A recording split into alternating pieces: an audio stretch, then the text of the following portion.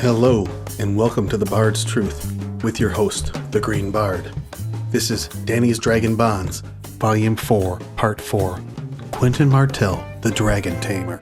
This is a continuation of the prior video where we established that Quentyn's entourage of Gerris Drinkwater and Archibald Yronwood rightly fear for Quentyn's safety, while Quentyn is convinced in his own mind that he has to do this mad and violent act of taming and riding a dragon. Though he tells the Windblown he just wants their help to steal a dragon. As the three companions and various Windblown approach the vault where the dragons are kept, the Windblown exhibit a lack of helpfulness, which does not bode well. Bring your dragon out, and he will see you safe away as promised. Kago commands here. Sir Archibald was giving the butcher's wagon the sour eye. Will that cart be big enough to hold a dragon, he asked. The discussion of their size segues into dragon lore about captive dragons not being as big as wild ones. Quentyn falsely uses the implication that these two will be smaller as more reason for confidence. Come on, man. There are two of them this time. The pit has slowed their growth. Quentyn's readings had suggested that the same thing had occurred in the Seven Kingdoms. None of the dragons bred and raised in the dragon pit of King's Landing had ever approached the size of Vhagar or Meraxes, much less that of the Black Dread, King Aegon's monster. Have you brought sufficient chains? How many dragons do you have? Said pretty Meereen. We have chains enough for 10, concealed beneath the meat. I don't think they have enough chains, as is attested by the dragons being free at the end of this. Next is a masterful paragraph that highlights the double-edged tiltless sword that is magic and the consequences of one's heart's delight being fire and blood. Live by the sword, die by the sword. The anti-war theme comes out here, loud and clear. The dragons, Prince Quentyn thought. Yes, we came for dragons. He felt as though he might be sick. What am I doing here, father? Why? 4 men dead in as many heartbeats, and for what? Fire and blood, he whispered. Blood and fire. The blood was pooling at his feet, soaking into the brick floor. The fire was beyond those doors. Ending that with Quentyn's dread is perfect, too. Fire and blood are the reality in this scene. Then, inside the dragon chamber is some of our best dragon interaction in the series. I won't skip any of it, though I will pause from time to time for some concise commentary. As they enter, we get an indication of one way to bond a dragon: to feed it, like Nettles did in Fire and Blood. There are also all sorts of ominous signs of the dragon's savage wildness right as they enter. Bring the cart. The dragons would be more docile once fed. Let them gorge themselves on charred mutton. Later, a wash of sudden heat assaulted them, heavy with the odors of ash, brimstone, and burnt meat. It was beyond the doors, a sullen Stygian darkness that seemed alive and threatening, hungry. Quentyn could sense that there was something in that darkness, coiled and waiting. Warrior, grant me courage, he prayed. He did not want to do this, but he saw no other way. Why else would Daenerys have shown me the dragons? She wants me to prove myself to her. Gerris handed him a torch. He stepped through the doors. Quentyn's fear here is a good sign. He then starts to put his plan and knowledge into action, trying to mask that fear with confidence. It's a good start. The green one is Rhaegal, the white one Viserion, he reminded himself. Use their names, command them, speak to them calmly but sternly. Master them, as Daenerys mastered Drogon in the pit. The girl had been alone, clad in wisps of silk, but fearless. I must not be afraid. She did it, so can I. The main thing was to not show fear. Animals can smell fear, and dragons. What did he know of dragons? What does any man know of dragons? They have been gone from the world for more than a century. The lip of the pit was just ahead. Quentyn edged forward slowly, moving the torch from side to side. Walls and floor and ceiling drank the light. Scorched, he realized. Bricks burned black, crumbling into ash. The air grew warmer with every step he took. He began to sweat. Rhaegal shows himself first. Fearsome indeed. 2 eyes rose up before him. Bronze they were, brighter than polished shields, glowing with their own heat, burning behind a veil of smoke rising from the dragon's nostrils. The light of Quentyn's torch washed over scales of dark green, the green of moss in the deep woods at dusk, just before the last light fades. Then the dragon opened its mouth, and light and heat washed over them. Behind a face of sharp black teeth, he glimpsed the furnace glow, the shimmer of a sleeping fire 100 times brighter than his torch. The dragon's head was larger than his horse's, and the neck stretched on, uncoiling like some great green serpent as the head rose, until those two glowing bronze eyes were staring down at him. Green, the prince thought. His scales are green. Rhaegal, he said. His voice caught in his throat, and what came out was a broken croak. Frog, he thought. I am turning into frog again. The food, he croaked, remembering. Bring the food. The big man heard him. Arch wrestled one of the sheep off the wagon by 2 legs, then spun and flung it into the pit. Giving in to his fear here is not a good sign, though it doesn't cost him yet. With the food serving as the distraction it was meant to be. Rhaegal took it in the air. His head snapped round, and from between his jaws a lance of flame erupted. A swirling storm of orange and yellow fire shot through the veins of green. The sheep was burning before it began to fall. Before the smoking carcass could strike the bricks, the dragon's teeth closed round it. A nimbus of flame still flickered about the body. The air stank of burning wool and brimstone. Dragon stink. Viserion is even more wild, evoking even more fear. The intelligence and fury that must have driven him to break his chains and carve out his lair is even more impressive. Quentyn can no longer think straight, but he at least remembers to try to feed the white worm. I thought there were 2, the big man said. Viserion. Yes, where is Viserion? The prince lowered his torch to throw some light into the gloom below. He could see the green dragon ripping at the smoking carcass of the sheep, his long tail lashing from side to side as he ate. A thick iron collar was visible about his neck, with 3 feet of broken chain dangling from it. Shattered links were strewn across the floor of the pit amongst the blackened bones. Twists of metal partly melted. Rhaegal was chained to the wall and the floor last time I was here, the prince recalled, but Viserion hung from the ceiling. Quentyn stepped back, lifted the torch, and craned his head back. For a moment he only saw the blackened arches of bricks above, scorched by dragon flame. A trickle of ash caught his eye, betraying movement. Something pale, half-hidden, stirring. He's made himself a cave, the prince realized. A burrow in the brick. The foundations of the great pyramid of Meereen were massive and thick to support the weight of the huge structure overhead. Even the interior walls were 3 times thicker than any castle's curtain walls. But Viserion had dug himself a hole in them with flaming claw. A hole big enough to sleep in. And we've just woken him. He could see what looked like some huge white serpent uncoiling inside the wall, up where it curved to become the ceiling. More ash went drifting downward, and a bit of crumbling brick fell away. The serpent resolved into a neck and tail, and the dragon's long-horned head appeared, his eyes glowing in the dark like golden coals. His wings rattled, stretching. All of Quentyn's plans fled his head. He could hear Kago Corpse Killer shouting to his sellswords. The chains, he is sending for the chains, the Dornish prince thought. The plan had been to feed the beasts and chain them in their torpor, just as the queen had done. One dragon, or preferably both. More meat, Quentyn said. Once the beasts were fed, they will become sluggish. He had seen it work with snakes and Dorne, but here, with these monsters, bring!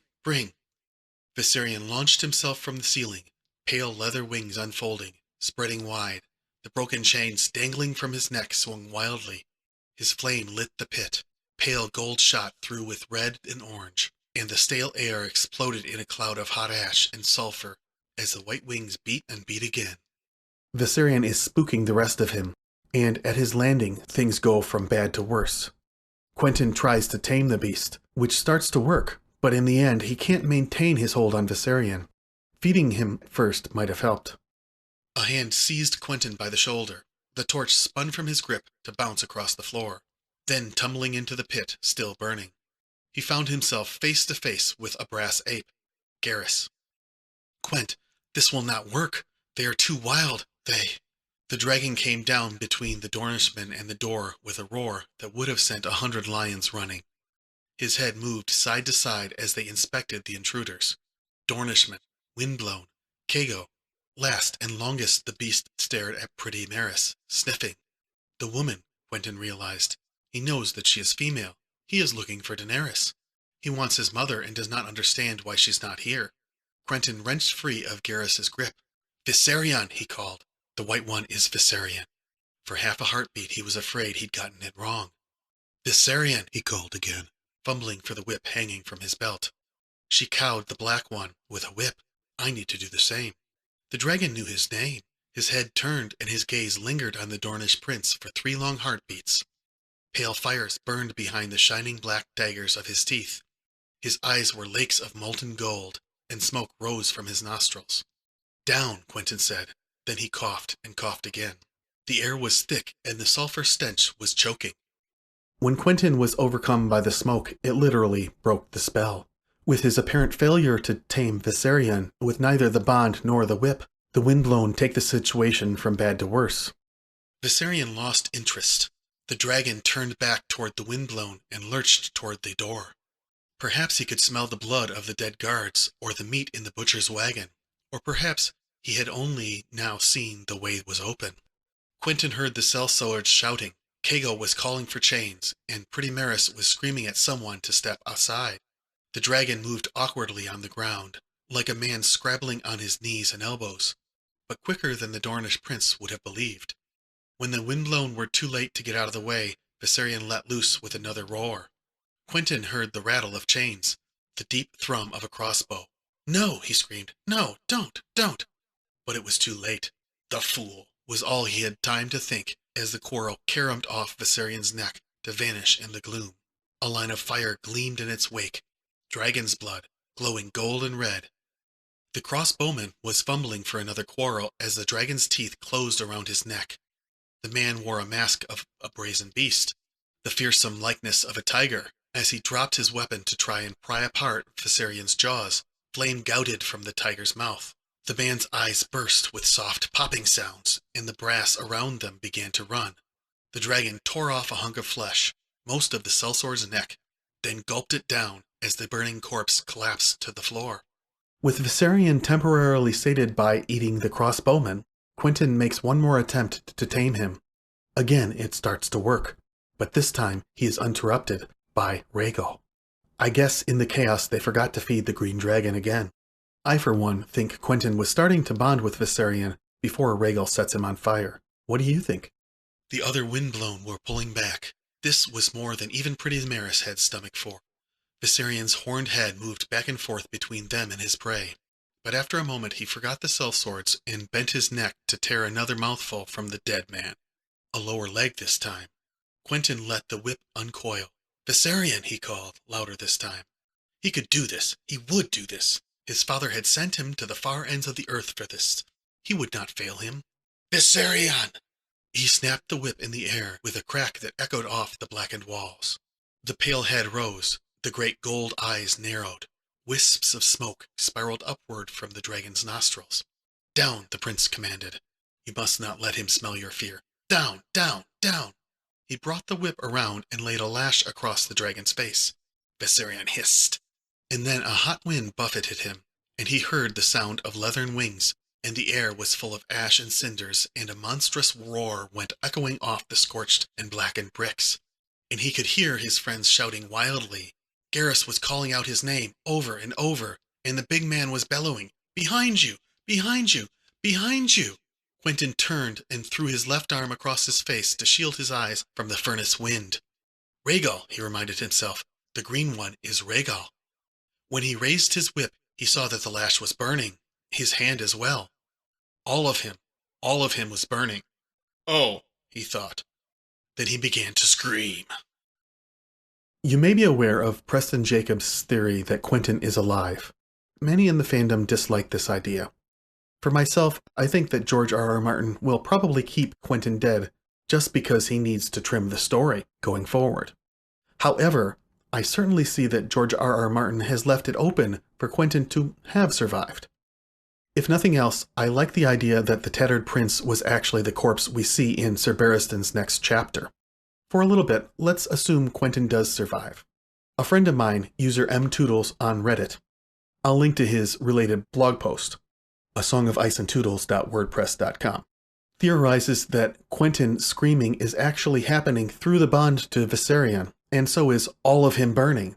He may be right that the burning feeling is part of the sensation of bonding a dragon, like skin changing a wolf. But a dragon is on fire, so you feel it in your bones. Still, I do think that Quentyn will have some very traumatic burns on his body. He definitely does not have resistance to fire like Dany. His coughing at the smoke is evidence of that, which of course is rare in Targaryens anyway. Still, he might just have dropped the whip and climbed onto Viserion after the scream, with burns that aren't debilitating in the end. Touch enhances the bond, so it might help him heal or block some of the worst burns. He definitely will be burned, though. The scream you see is theorized by Tootles to be Viserion screaming, through the bond in concert with Quentyn, because the call of a dragon is a scream. We have evidence of Dany doing this through the bond with Drogon twice. The first was in her moment of ecstasy in A Clash of Kings, the second in the fighting pits just a few chapters back, which I haven't covered yet. I find the theory fascinating. I do like it better than Preston's idea that Quentyn only nettled the dragon. He's just wrong about that. Nettles, who bonded the dragon sheep-stealer in Fire and Blood, was definitely a dragon seed, a bastard of a Valyrian bloodline. The lore is ironclad on this. You need Valyrian king's blood to ride a dragon. There is no wiggle room. The reason she needed to feed Sheepstealer to tame her, where so many had prior failed to bond her, is that Sheepstealer was wild. The wildness had to be softened for Sheepstealer to become open to a magical rider bond, which Nettles definitely formed with the brown dragon. Likewise, any attempt at bonding Viserion and Rhaegal would also require some tempering of their wildness, be it by feeding, like was attempted in this chapter, or by using a horn such as Dragonbinder, which Victarion is planning in the Winds of Winter sample chapters. In any case, I think that Quentyn was definitely starting to be successful against Viserion, which Rhaegal kind of ruined for him. Either way, I really like Tootles' theory, and if George R. R. Martin does decide to keep Quentyn alive in The Winds of Winter, I believe this is the best explanation for it. Coming up, we'll talk about Dany and Drogon. See you then. Thanks to all the terrific artists whose work is featured on this video.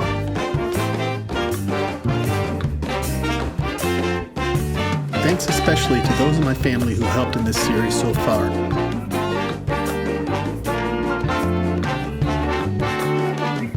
If you enjoy this content, you can also consider supporting us on Patreon.